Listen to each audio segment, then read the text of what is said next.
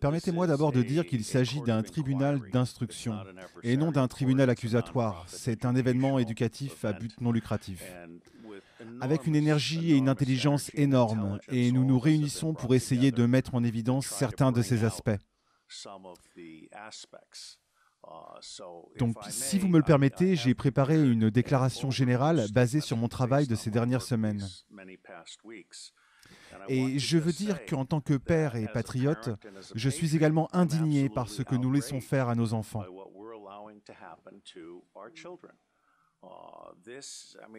Ce que je veux dire, c'est que l'humanité est jugée par la façon dont elle traite les membres les plus vulnérables de la société. Permettez-moi de dire, bien que la pédophilie signifie l'amour des enfants, n'a rien à voir avec la maltraitance des enfants. Ces enfants ne sont pas seulement kidnappés et dans certains cas élevés par des familles comme culture commerciale. Nous avons des gens aux États-Unis qui élèvent des enfants dans le but de les vendre. Et lorsqu'ils sont vendus, ils sont vendus sans certificat de naissance, ce qui signifie qu'il est plus facile de les tuer, et que donc personne ne demande où ils se trouvent. Nous importons également des enfants par avion, encore une fois, des enfants qui n'ont aucune documentation. Il ne s'agit pas seulement d'esclavage d'enfants ou d'abus sexuels, mais c'est aussi la torture des enfants, parce que vous avez le sang adrénalisé. Vous avez des cérémonies de consommation de sang du monde satanique. C'est aussi l'utilisation d'enfants pour prélever des organes sur le corps. Nous aurons le témoignage de Falun Gong demain.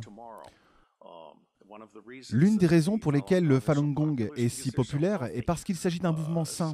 Vous pouvez donc prélever des organes corporels et donc en tirer le meilleur parti. Et puis vous avez des cérémonies rituelles et des meurtres rituels ainsi que des meurtres accidentels.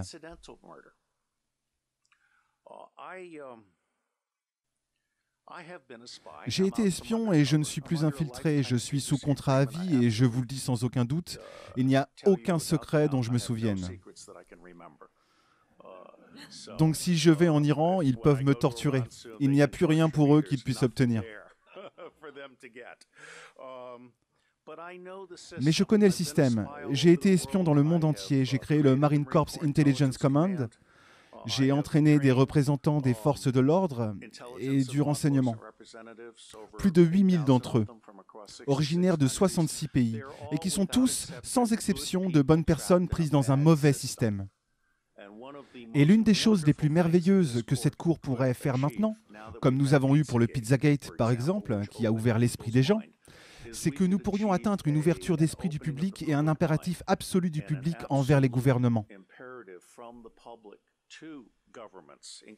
y compris le gouvernement américain qui, je pense, est le centre de gravité à bien des égards. J'ai trouvé dans mes recherches, en préparation de cette cour et tout le travail qui suivra, que la plupart des organisations qui finissent par être utilisées pour exploiter des enfants,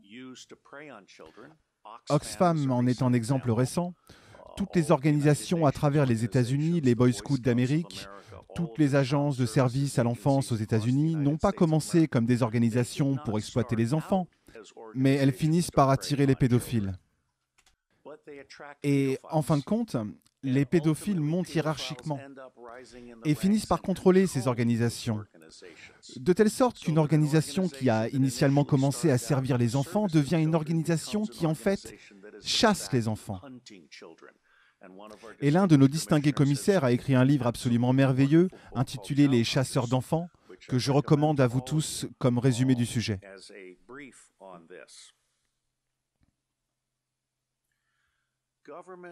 Les gouvernements nous laissent tous tomber. Et je suis absolument d'accord avec le commissaire qui soulève la nécessité de restaurer la souveraineté de We the People. Car non seulement les gouvernements se sont bureaucratisés, mais ils sont maintenant des serviteurs de l'État profond, des banques. Et si vous me le permettez, l'État profond n'est pas la même chose que le gouvernement fantôme. Comme je l'ai dit, chaque organisation compte 90% de bonnes personnes piégées dans un mauvais système. C'est le top 10% qui est généralement l'élément meurtrier. Le gouvernement fantôme est généralement composé de politiciens. Je ne vais pas parler de l'Angleterre, mais aux États-Unis, nous avons une tyrannie bipartite qui prive de droits 70% du public. Et ils dirigent donc ce processus chimérique électoral. L'un des problèmes avec les ordinateurs est qu'il est trop facilement manipulable. Aux États-Unis, les élections sont décidées avant le premier vote. Les machines à voter électroniques sont essentiellement des machines frauduleuses. Tout comme les ordinateurs peuvent enregistrer un procès frauduleux qui pour toujours ne vous lâchera plus ou fera disparaître un enfant. Je suis inquiet parce que la plupart de ces agences travaillant avec les enfants ne bénéficient d'aucune protection contre le contre-espionnage. Ils n'enquêtent pas sur les gens qui montent dans les rangs et le gouvernement permet que cela se produise. Donc ce que vous obtenez essentiellement, ce sont des pédophiles qui semblent généralement être les personnes les plus merveilleuses et sociables. Vous savez, laissez Sally s'asseoir sur les genoux de l'oncle John parce que c'est un oncle tellement aimant. À l'insu des gens, l'oncle John est en fait un prédateur. Nous ne faisons pas de transmission de renseignements au niveau local, provincial ou national. Il est absolument nécessaire que nous commencions à en parler ouvertement. Et bien que nous ne soyons pas une commission d'application de la loi, nous pouvons cependant transmettre des informations aux autorités. Et je pense que nous fournirons un service d'alarme au peuple de Grande-Bretagne et à d'autres pays en étant un aimant pour l'information.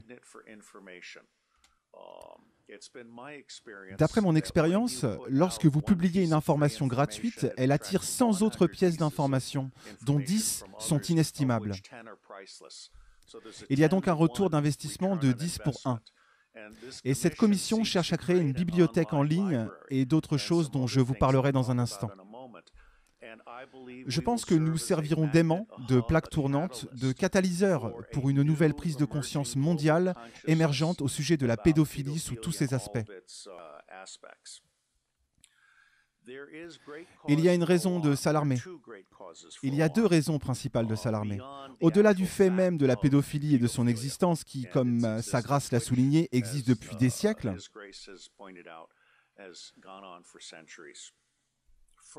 premièrement, il semble que l'élite ait cherché à infecter les agents des forces de l'ordre locales et provinciales avec un goût pour la pédophilie. Il semble y avoir une tentative très délibérée de stimuler cet intérêt pour des films pédophiles, y compris les films qui incluent la bestialité. Je suis très inquiet car nous voyons des snuff movies maintenant et nous voyons des films où des chiens de guerre militaires violent des enfants, et même de très jeunes enfants. Et ces films ont pu être sortis de l'occupation américaine en Afghanistan, émanant de l'ennui des troupes de l'armée américaine au sein des Marines. En Afghanistan, la pédophilie est courante. C'est une pratique standard au niveau des villages. Mais les chiens de guerre militaires, en plus de la pédophilie courante, associés à des caméras vidéo, dont tous les soldats et marines américains sont dotés, sont une combinaison très très toxique. Et je vois des preuves directes que c'est l'une des choses les plus horribles qui sont sorties d'Afghanistan ces dernières années.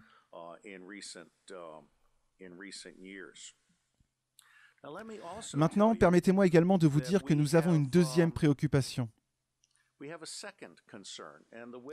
Comme le témoin l'a magnifiquement défini, il s'agit de l'extraction d'actifs.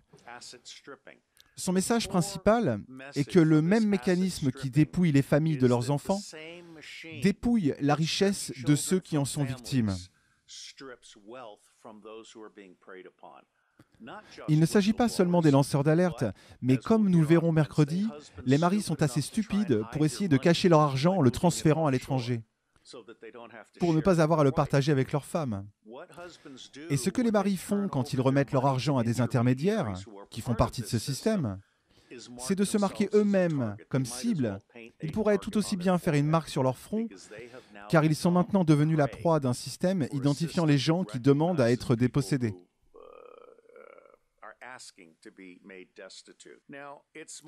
À présent, ce n'est pas mon hypothèse de travail, mais une hypothèse de travail qui reste encore à prouver.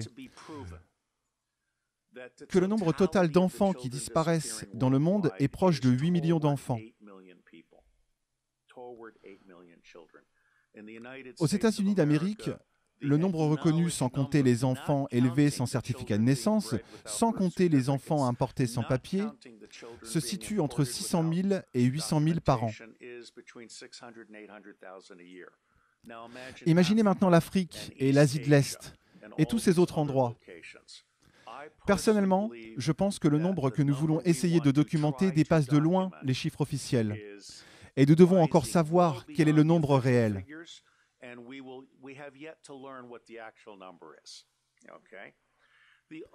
L'autre hypothèse de travail est de savoir combien de temps les enfants survivent dans ce système.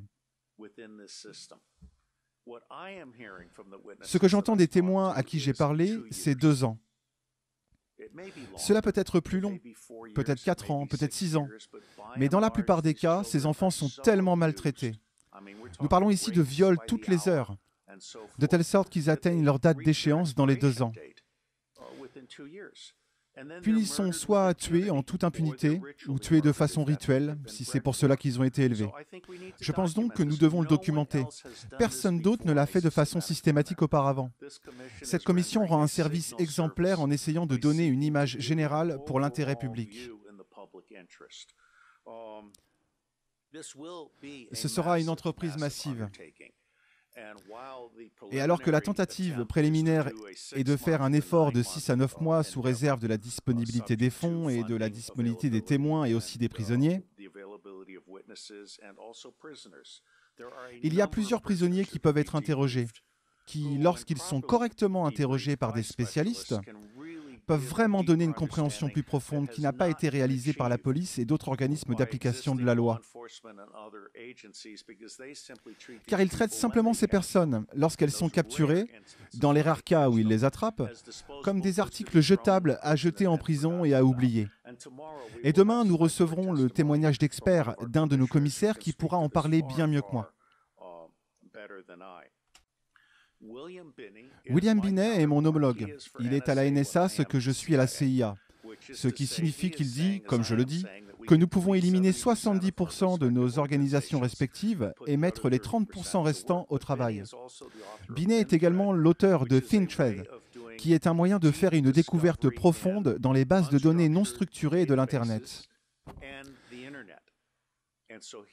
Il est donc prêt à nous aider à traquer la pédophilie dans le monde. Et l'une des choses pour lesquelles l'autre commissaire technique, Stephen Arnold, est très bon, est la levée de l'anonymat sur Internet. Cela inclut que chaque image ait une empreinte digitale. Vous pouvez donc prendre une photo d'un enfant maltraité et vous pouvez suivre cette image sur le Darknet. Nous voulons avoir un système d'ingestion très professionnel, afin que les gens puissent se proposer comme témoins experts de la question ou se porter volontaires pour offrir leurs documents. Il y a maintenant un certain nombre de pédophiles qui sont prêts à nous livrer leurs discours. Donc je pense que nous sommes en train de faire quelque chose de vraiment énorme. Mon commentaire final portera sur le centre de gravité pour faire tomber l'État profond. La pédophilie est à la fois le lien d'influence. C'est la façon dont le Deep State recrute et contrôle les gens. Mais c'est aussi son talon d'Achille. Et je pense que lorsque le public se rend compte que le gouvernement ne protège pas ses enfants à une échelle de vulnérabilité que nous pouvons à peine exprimer, tout le reste du gouvernement est remis en question. Donc pour moi, c'est un effort vraiment juste.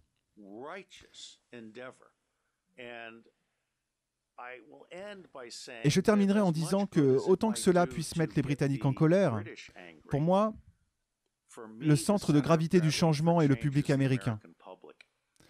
Car si le public américain est en colère, nous cesserons de soutenir les dictateurs à l'étranger et nous fermerons toutes nos bases militaires à l'étranger. Je suis sur le dossier en tant qu'officier des opérations de la CIA et je dis que nos milliers de bases à l'étranger ne sont pas là pour la défense nationale.